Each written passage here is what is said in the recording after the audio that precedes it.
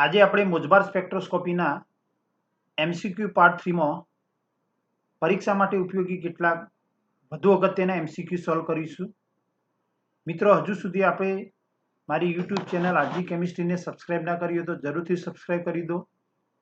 Video ગમે તો like અને શેર પણ કરશો, અને તમને કોઈ પ્રશ્ન હોય તો કોમેન્ટ બોક્સમાં જરૂરથી લખશો. Question number 1. Mossbauer spectrum of a metal complex give information about. ધાતુ સંકીર્ણનો મોજબાર વર્ણપટ કઈ માહિતી આપે છે? Oxidation state and spin state of metal, ધાતુની ઓક્સિડેશન અવસ્થા અને સ્પિન અવસ્થા, types of ligand coordinated to metal, ધાતુ સાથે જોડાયેલા કોઓર્ડિનેટ થયેલા લિગેન્ડનો પ્રકાર, કેટલા પ્રકારના લિગેન્ડ જોડાયેલા છે, nuclear spin state of metal, ધાતુની કેન્દ્રીય સ્પિન અવસ્થા,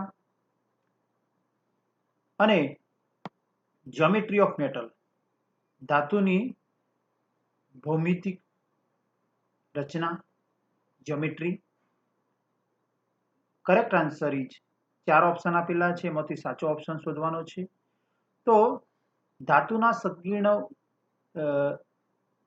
સંકીર્ણના મોજબાર વર્ણપટ દ્વારા ધાતુની ઓક્સિડેશન અવસ્થા, તેની સ્પિન અવસ્થા, ધાતુ સાથે કેટલા પ્રકારના લિગેન્ડ જોડાયેલા છે તે, અને ધાતુની જ્યોમેટ્રી નક્કી કરી શકાય છે. એટલે કે option 1, 2 and 4 A correct statement છે.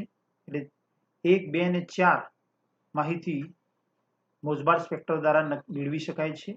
પરિણામે પ્રશ્ન 1 નો સાચો જવાબ થશે ઓપ્શન સી, 1, 2 એન્ડ 4. પ્રશ્ન 2. In Mossbauer spectra recoil energy was not lost if. Mossbauer સ્પેક્ટ્રામાં ઉત્સર્જક દ્વારા જ્યારે ગેમા કિરણોનું ઉત્સર્જન થાય છે ત્યારે પ્રત્યાઘાતી ઉર્જા લાગે છે. પરિણામે ઉત્સર્જિત થતા ગેમા તરંગોની ઉર્જામાં ઘટાડો થાય છે, અને સામે અવશોષક ઉપર પણ પ્રત્યાઘાતી ઉર્જા લાગે છે. આમ રિકોઇલ એનર્જીનો લોસ થાય છે. રિકોઇલ એનર્જી દ્વારા ગેમા કિરણોની એનર્જીમાં લોસ થાય છે. તો આ લોસ થતો દૂર કરવા, એટલે કે રિકોઇલ એનર્જી વોઝ નોટ લોસ, ક્યારે ગુમાવી ન શકાય. તો જ્યારે આપેલા અવશોષક અને ઉત્સર્જક બંનેને ઘન લેટાઇસ સ્ફટિકમાં જો જકડી દેવામાં આવે તો પ્રત્યાઘાતી ઉર્જા ઉદ્ભવતી નથી. એટલે કે રિકોઇલ એનર્જી દ્વારા એનર્જીનો લોસ કરી શકાતો નથી. પરિણામે પ્રશ્ન 2 નો સાચો જવાબ થશે option C, both nuclei bound in solid. બંને ન્યુક્લિયાઈ, અવશોષક અને ઉત્સર્જક બંનેને ઘન લેટાઇસમાં જો જકડી દેવામાં આવે તો પ્રત્યાઘાતી ઉર્જા ઉત્પન્ન થતી નથી. Question 3. Consider the compounds. 3 compound આપેલા છે. The nuclear quadrupole splitting are observed. 3 માંથી કયામાં ક્વોડ્રુપલ સ્પ્લિટિંગ જોવા મળે છે?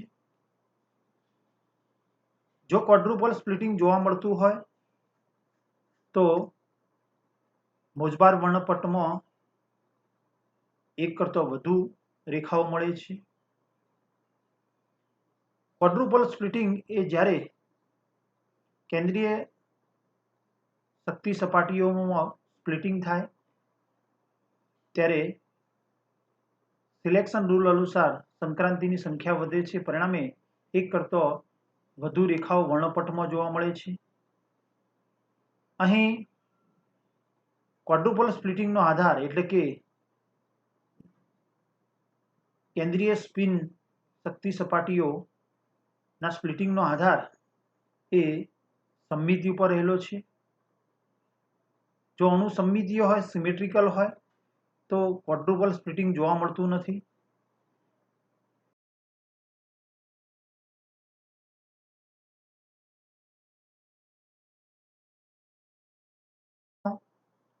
6 સમાન લિગેન્ડ છે અને અષ્ટફલકીય સંકીર્ણ છે. પરિણામે સમમિતીય હોવાથી તેમાં ક્વોડ્રુપલ સ્પ્લિટિંગ જોવા મળતું નથી.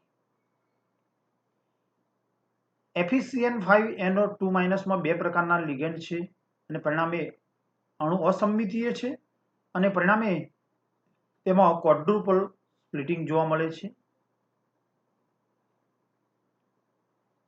જ્યારે FeCO5 માં આયર્ન પેન્ટા કાર્બોનિલમાં 5 CO કાર્બોનિલ લિગેન્ડ છે. પરિણામે અણુ સમમિતીય છે. પરિણામે ક્વોડ્રુપલ સ્પ્લિટિંગ જોવા ના મળવું જોઈએ. પરંતુ FeCO5 માં અણુનો આકાર એ ત્રિકોણીય દ્વિપિરામિડલ છે અને પરિણામે અણુ ક્વોડ્રુપલ સ્પ્લિટિંગ ધરાવે છે. આમ 2 અને 3 બંનેમાં ક્વોડ્રુપલ સ્પ્લિટિંગ જોવા મળે છે, જ્યારે FeCN6-4- માં ક્વોડ્રુપલ સ્પ્લિટિંગ જોવા મળતું નથી. પરિણામે પ્રશ્ન 3 નો સાચો જવાબ થશે ઓપ્શન સી 2 and 3 ઓનલી. અહીં જોઈ શકાય છે કે ફોર FeCN6-4- માં ક્વોડ્રુપલ સ્પ્લિટિંગ જોવા મળતું નથી. પરિણામે પર્સન્ટેજ ટ્રાન્સમિશન વિરુદ્ધ ડોપલર વેગના આલેખમાં V બરાબર 0 આગળ આપણને પીક મળે છે, ત્યારે અહીં આગળ FeCN5NO માં ડોપલર વેગ 0 થી ડાબી બાજુ અને જમણી બાજુ બે પીક મળે છે, જે સ્પ્લિટિંગ બતાવે છે. આઇસોમર શિફ્ટ છે. 0 થી પીકનું સ્થાન એ આઇસોમર શિફ્ટ તરીકે ઓળખાય છે. અહીંયા આઇસોમર શિફ્ટ ડેલ્ટા બરાબર 0 છે. પ્રશ્ન number 4, due to Zeeman splitting, FeF2 has been found how many number of line in Mossbar spectrum? FeF2 નો જ્યારે ચુંબકીય ક્ષેત્રની હાજરીમાં મોઝબાર વર્ણપટ લેવામાં આવે તો વર્ણપટમાં કેટલી રેખાઓ મળે છે? 2, 4, 6 કે 5? તો અહીં મોઝબાર વર્ણપટમાં મળતી રેખાઓનો આધાર એ ક્વોડ્રુપલ સ્પ્લિટિંગ ઉપર આધારિત છે કે જ્યારે કેન્દ્રીય સ્પિન શક્તિ સપાટીઓનું વિભાજન થાય ત્યારે સિલેક્શન રૂલ અનુસાર એક કરતો વધુ સંક્રાંતિ થાય છે અને પરિણામે એક કરતો વધુ વર્ણપટીય રેખાઓ મળે છે. અહીં ચુંબકીય ક્ષેત્રની હાજરીમાં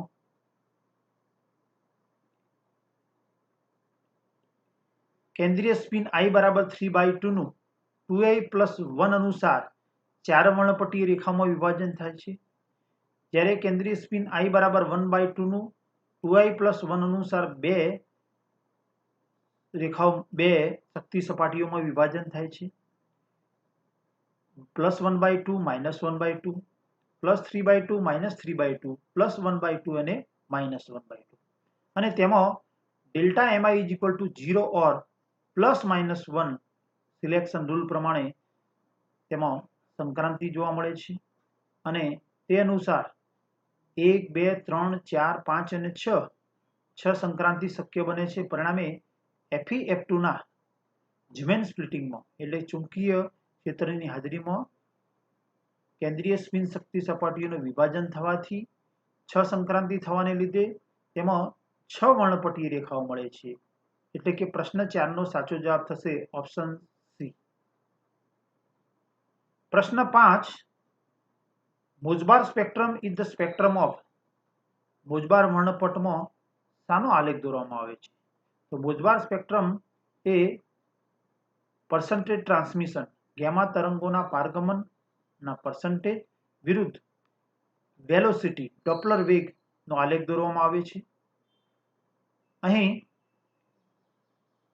પ્રશ્ન 5 નો સાચો જવાબ થશે પર્સન્ટેજ ટી વિરુદ્ધ ડોપલર વેલોસિટી એટલે કે ઓપ્શન એ. પ્રશ્ન 6, choose the correct statement for the following for Mossbauer સ્પેક્ટ્રા.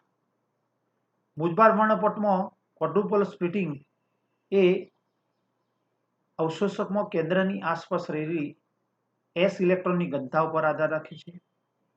કેન્દ્રની નજીક એસ, પી, ડી અને એફ પૈકી એસની ઇલેક્ટ્રોન ઘનતા વધુ હોય છે. અહીં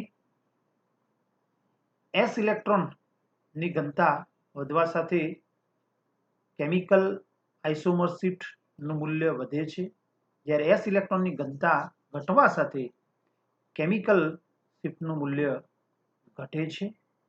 એટલે કે એસ ઇલેક્ટ્રોનની ઘનતાના સમપ્રમાણમાં આઇસોમર શિફ્ટનું મૂલ્ય જોવા મળે છે. પરિણામે પ્રશ્ન 6 નો સાચો જવાબ થશે option C, chemical shift decrease with decrease S electron density. S ઇલેક્ટ્રોનની ઘનતા કેન્દ્રની આસપાસ ઘટતો કેમિકલ આઇસોમર શિફ્ટ ડેલ્ટાનું મૂલ્ય ઘટે છે. પરિણામે પ્રશ્ન 6 નો સાચો જવાબ થશે ઓપ્શન સી. પ્રશ્ન 7, the Mossbauer spectrum of Fe2+ and Fe+3 are ખાલી જગ્યા ડ્યુ ટુ ખાલી જગ્યા. બંનેનો વર્ણપટ સમાન જોવા મળે છે કે જુદો જોવા મળે છે અને કયા કારણને લીધે મળે છે? તો Fe2+ અને Fe+3 ચાર ઓપ્શન આપેલા છે, એમાંથી સાચો ઓપ્શન શોધવાનો છે. Fe2+ અને Fe3+ ની ઇલેક્ટ્રોન રચના જોઈએ તો બંનેમાં Fe2+ અને Fe3+ માં 4s કક્ષકમાં એક પણ ઇલેક્ટ્રોન નથી. તેમાં 3s કક્ષકમાં બંનેમાં 2 ઇલેક્ટ્રોન છે. તેમાં ડી કક્ષકની કવચ અસર એ પર ઇલેક્ટ્રોન ઘનતા એસ કક્ષકની ઇલેક્ટ્રોન ઘનતાનો આધાર રહેલો છે. જેમાં ડી કક્ષકની કવચન અસર વધુ, તેમાં એસ કક્ષકનું તરંગ વિધેય સહેલાઈથી બહાર જઈ શકશે નહીં. પરિણામે એસ ઇલેક્ટ્રોનની ઘનતા વધુ અને એસ ઇલેક્ટ્રોનની ઘનતા વધુ તેમ જો બંનેમાં એસ ઇલેક્ટ્રોનની ઘનતા સેમ હોય તો મોઝબાર સ્પેક્ટ્રા સેમ મળશે. એસ ઇલેક્ટ્રોનની ઘનતા વધુ તેમ આઇસોમર શિફ્ટ વધુ. અહીં Fe2+ માં ડી કક્ષકમાં 6 ઇલેક્ટ્રોન છે, જ્યારે Fe+3 માં ડી કક્ષકમાં 5 ઇલેક્ટ્રોન છે. પરિણામે Fe3+ કરતો Fe2+ માં ડી કક્ષકની કવચન અસર વધુ છે અને કવચન અસર વધુ હોવાથી એસ ઇલેક્ટ્રોનનું તરંગ વિધેય સહેલાઈથી બહાર જઈ શકતું નથી.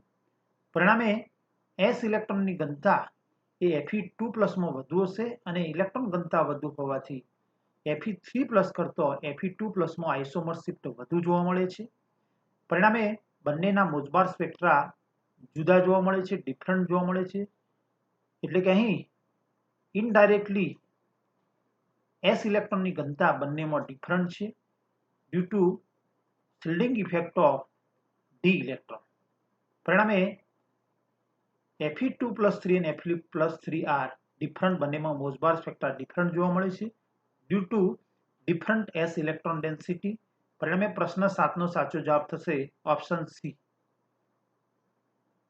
પ્રશ્ન 8, which of the following is or are give doublet in Mossbar spectra? Spin free ion 2 or spin pair ion 2? અહીંયા નીચેનું સ્ટેટમેન્ટ કાઢી નાખજો મિત્રો, કલરથી લખાઈ ગયું છે. બંનેમાંથી કયામાં મોઝબાર સ્પેક્ટ્રમમાં ડબલેટ જોવા મળે છે? ચાર ઓપ્શન આપેલા છે, એમાંથી સાચો ઓપ્શન શોધવાનો છે.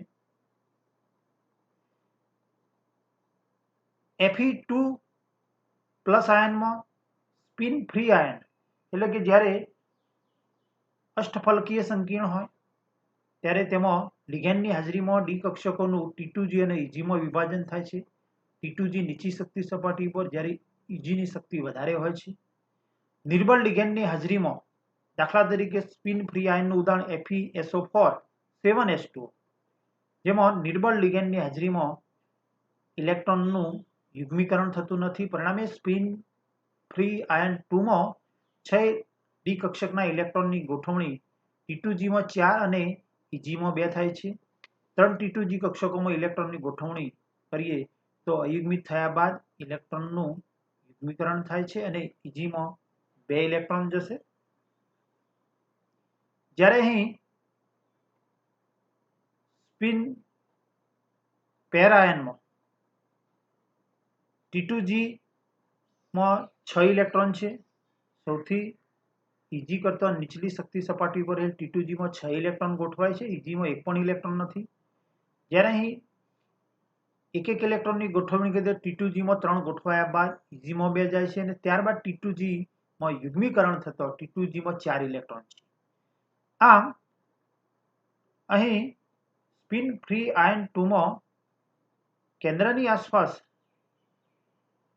ઇલેક્ટ્રોનીય કન્ફિગ્યુરેશન સમમિતીય નથી, જ્યારે એમાં કેન્દ્રની આસપાસનું ઇલેક્ટ્રોનીય પર્યાવરણ સમમિતીય છે. T2G માં 6 ઇલેક્ટ્રોન ગોઠવાયેલા છે. આમ અહીં સ્પિન પેર આયન 2 માં કેન્દ્રની આસપાસ ઇલેક્ટ્રોનીય પર્યાવરણ સમમિતીય હોવાથી તેમાં ક્વોડ્રુપલ સ્પ્લિટિંગ જોવા મળતું નથી. પરિણામે તેમાં કેન્દ્રીય શક્તિ સપાટીઓમાં વિભાજન ન થતું હોવાથી ફક્ત એક જ સંક્રાંતિ હોવાથી તેમાં ફક્ત એક જ રેખા જોવા મળે છે. પરિણામે ક્વોડ્રુપલ સ્પ્લિટિંગ મોજબાર વર્ણપટમાં સિંગલેટ હોય છે. જ્યારે સ્પિન ફ્રી આયન 2 માં ક્વોડ્રુપલ સ્પ્લિટિંગ થવાને લીધે કારણ કે અસમમિતીય ઇલેક્ટ્રોનીય આવરણ છે, પરિણામે તેમાં વર્ણપટમાં 2 રેખાઓ મળે છે. પરિણામે પ્રશ્ન 8નો સાચો જવાબ થશે option C. Thank you for watching.